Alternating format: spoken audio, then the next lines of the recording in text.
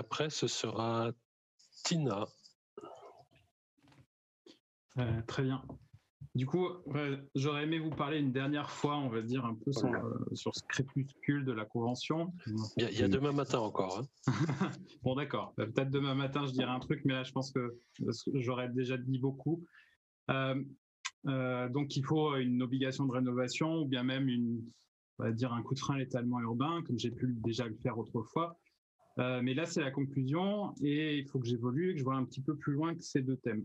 Et je vous l'ai dit hier, je suis mal à l'aise avec cette enquête de satisfaction, notée de 0 à 10, sans qu'on puisse collectivement expliquer notre point de vue sur ce qui nous rassemble et qu'on défend via un texte soit fondateur, une adresse, une tribune, comme vous voulez.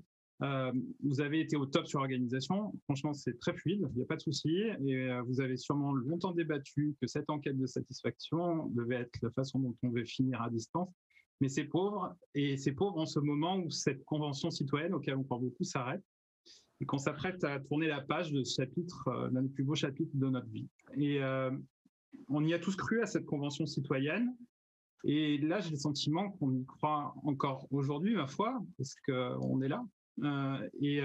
Mais vous savez, en plus, moi, en quoi je crois encore, en fait, c'est ça, quoi. Enfin, ce rapport qui indique que nous, les citoyennes et les citoyens de la Convention, sommes prêts à faire ça. Et je pense pas qu'il faut que notre travail tombe dans l'oubli. Comme le disait Viviane, on a eu un groupe tout à l'heure dans l'après-midi.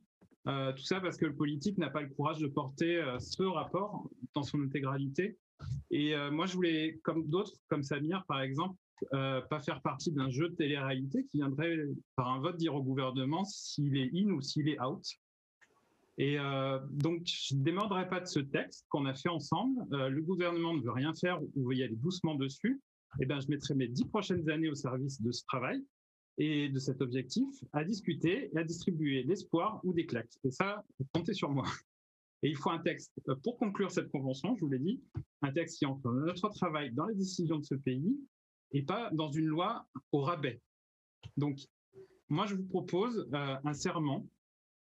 Oui, un serment des citoyennes et des citoyens pour le climat qui commencerait tout simplement par moi, citoyenne, moi, citoyen. Je suis prêt dans les 10, 20 ou 30 ans qui viennent à faire rénover thermiquement mon logement ou le logement que je loue ou mon bureau ou mon entreprise, à soutenir les clauses environnementales dans les marchés publics, pour la cantine de mes enfants ou pour la route sur laquelle je vais rouler, à ne plus voir ou de proposer de la pub pour les produits les plus polluants, à me fier à un carbon score transversal à tout ce que j'achète, à lutter contre l'altération des champs, des forêts, des plages en sol artificialisé, à ne pas utiliser les lignes aériennes quand une alternative bas carbone de moins de 4 heures existe, à faire de la place à la biodiversité et à me rendre coupable d'écocide si d'aventure j'aurais fait du mal à ma terre, et ainsi de suite.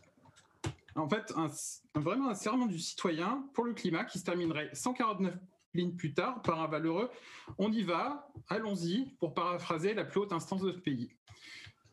Un texte très simple qui transforme nos mesures en action sans être tenté d'y ajouter quoi que ce soit. Ça, c'est le boulot des parlementaires et ça reste encore un peu plus... J'ai encore un peu de foi en la politique pour eux, on va dire. Mais sincèrement, il viendrait conclure nos travaux que nous toutes et nous tous, on pourra co-signer ce serment et ouvrir cette signature à tous les citoyens de ce pays, que ce soit la citoyenne Toubiana, le citoyen Dion, la citoyenne Blanchetot, le citoyen Ruscassi, la citoyenne constructive de transport, le PDG et tout ça. Et même le citoyen Macron s'il le faut. Je le mets au défi. Merci William.